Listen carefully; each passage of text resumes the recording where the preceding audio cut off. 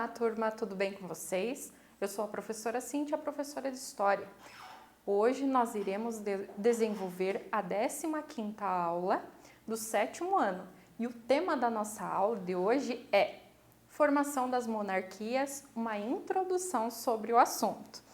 Para isso, nós temos alguns objetivos a serem atingidos. São eles: recordar a Europa em meados do século V, com ênfase na organização feudal. Descrever o processo de formação das monarquias nacionais europeias e identificar os acordos feitos entre reis, burguesia e Igreja Católica na centralização do poder. Antes de mais nada, já busque seu material. Você precisa ter em mãos o livro didático, seu principal parceiro nesse momento, o caderno, também importante para fazer todas as anotações necessárias sobre o assunto de hoje, lápis, caneta e borracha. E não esqueçam, se surgir alguma dúvida, já deixa anotadinho para ver depois. Pergunta para o seu professor, busca essa resposta por meio de outros sites, de outros vídeos, ou até mesmo do seu livro didático. De repente lá está mais fácil de você compreender. Agora vamos iniciar sim a aula de hoje. Então, como estava a Europa no século V? Pensando em século V, ali quando acontece em 476 a queda do Império Romano do Ocidente, a tomada de Roma pelos povos bárbaros. Então há uma desagregação do Império Romano. Primeiro, o imperador ele divide o Império Romano em duas partes para tentar evitar essa questão das invasões bárbaras, desses povos estrangeiros que estavam invadindo. Aí o que vai acontecer? Nesse processo de invasão, os romanos eles saem das cidades, vão para o campo, processo de ruralização, em busca de melhores condições de vida. Outra situação, nós vemos o território romano todo fragmentado. E o poder que era centralizado nas mãos de um imperador, ele deixa de existir, ele não cabe mais. Por quê? Nessa fragmentação do Império Romano, nós vamos ter vários feudos, em que cada feudo vai ter o seu sistema político, não seria o seu sistema político, mas o seu líder, as suas regras, a sua moeda, o seu conjunto de impostos. Aí nós temos um poder fragmentado nas mãos desses senhores feudais, nesses grandes suzeranos. O rei, ele não vai ter tanta influência, tá? Neste sentido, tinha rei ou não tinha? Como é que funcionava? Existiam até reis no período medieval, porém, eles eram uma espécie de senhor medieval ou senhor feudal das suas terras. Ele não ia interferir nos outros feudos. Cada senhor feudal cuidava do seu feudo, criava as regras para si e pronto. Muitas vezes acontecia de alguns reis terem menos terras e menos vassalos que um senhor feudal vizinho. E às vezes foi até o próprio rei que deu parte do seu território para alguém de confiança, um nobre de confiança, tornou-se um senhor feudal, mas enriqueceu, cresceu, conseguiu mais vassalos do que ele próprio. Então percebo, século V ali, fim do Império Romano, período feudal, nós temos um poder fragmentado, descentralizado, não tem um rei que comanda tudo, mas senhores feudais que comandam a sua área, o seu feudo. Neste sentido, cada feudo tinha a sua autonomia, mas ela acabava sendo um problema para o comércio. Por quê? Porque cada feudo tinha o seu peso, a sua medida, a sua moeda, e isso vai dificultar o comércio. Pensa, o meu feudo tem o euro, o dele tem o dólar, o dele tem o real, o outro tem enfim, outra moeda que seja o dracma romano, por exemplo. Agora me fugiu o nome de outra moeda. Neste sentido, a minha vale mais. Não, a minha vale mais. O meu peso, o meu 1 quilo é diferente do outro. O meu sistema de medida é diferente do outro. Então, para você fazer o comércio de um feudo com o outro era muito complicado. Existiam até trocas, mas ainda era muito precário esse sistema. Então, no século XII, os mercadores eles estavam enfrentando dificuldades para calcular o valor das mercadorias que eles tinham. E ao passar essas mercadorias de um feudo para o outro, porque vocês sabem que a principal atividade econômica deste período era a agricultura, mas ainda existia a questão do comércio, a questão da produção de excedentes e a troca entre eles. Mas é um problema. Outra situação que era um problema para o comércio da época, não tinha segurança nas estradas. Era comum a presença de ladrões que saqueavam toda a mercadoria deles. Então, os burgueses, que eram aqueles que moravam nos burgos, nas pequenas cidades que ali funcionava o comércio, eles eram os mais prejudicados por essa fragmentação do poder. Muito bem. Quais são as mudanças que eles passam a defender?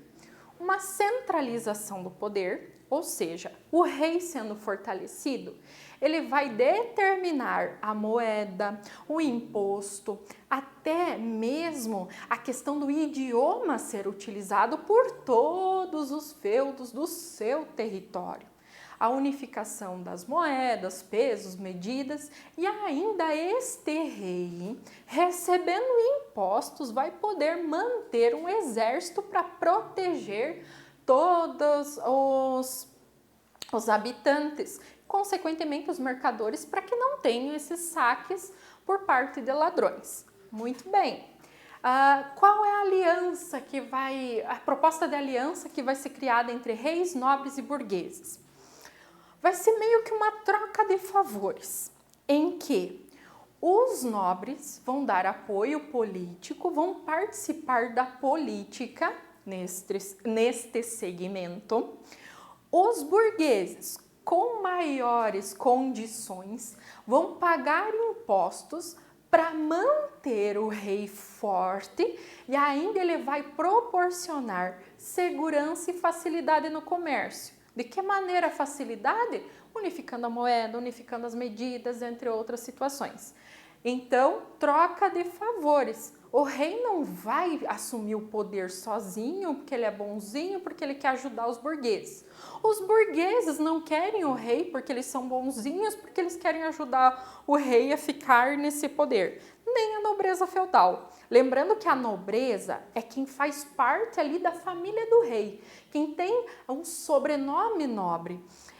Aqui nós vamos ter a nobreza da espada e a nobreza togada, que vai ser a nobreza comprada. Esses burgueses que não têm um sobrenome nobre, eles vão passar a comprar cargos de nobreza, de conde, visconde, entre outros. Mas isso a gente vai estudando ao longo do tempo. Resultados dessas alianças, do rei com a burguesia, com os nobres e mais tarde também com a igreja. Há uma centralização do poder, em alguns casos por meio de rebeliões, mas em outros de forma pacífica, vai acontecer naturalmente. Inclusive a gente vai entender 4 países em específico como foi esse processo. Foi um resultado lento e gradativo, então não foi uma coisa do dia para a noite, não, vamos dar poder para o rei, beleza, agora eu tô mandando. Não foi assim. Ela se estendeu por séculos. Vários feudos eles se uniram e passaram a ser governados por um monarca, arca de poder, um no poder, dando origem assim às monarquias nacionais, porque daí esse território ele vai ter as suas fronteiras bem especificadas, vai ter o seu idioma, a sua moeda, por isso nacionalidade. Muito bem.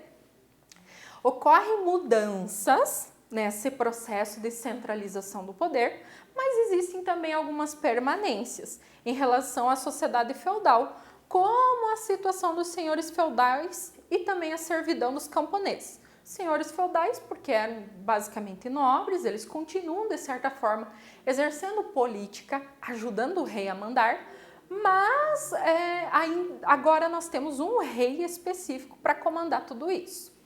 Os reis, eles tinham a responsabilidade do quê? Cuidar da ordem e também da segurança das estradas, proteger as cidades, instituir e cunhar moedas, organizar o comércio, a educação e também a justiça.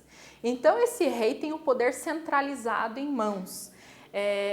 Basicamente ele vai ter o poder político de criar leis, as regras, o poder executivo, aliás, poder militar, desculpe, que é o poder sobre declarar a guerra ou declarar momentos de paz, e ainda o poder econômico, porque é ele que vai determinar a moeda, imposto e assim por diante, tudo relacionado a dinheiro. Os senhores feudais e também os homens livres, eles vão jurar lealdade ao rei e vão pagar impostos para manter esse estado forte e centralizado.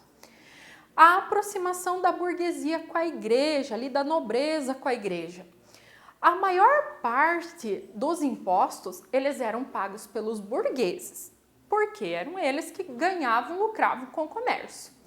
E os reis buscavam mecanismos para criar leis e fortalecer o poder dessa classe. Porém, havia resistência por parte de alguns nobres. E então, de que maneira eles vão fortalecer e legitimar esse poder? Por meio de alianças com a igreja. Lembrem-se que nós estamos num período ali de Idade Média, nós estamos aos poucos caminhando para a Idade Moderna, mas não é uma ruptura geral, tem coisas que elas vão continuar. E essa questão do poder da igreja vai permanecer, ela vai ser forte e vai comandar na cabeça das pessoas, dizer o que pode e o que não pode, o que é certo, o que Deus quer e o que Deus não quer. Então essa aliança do rei com a igreja vai legitimar o poder do rei. E isso vai acontecer principalmente na Península Ibérica.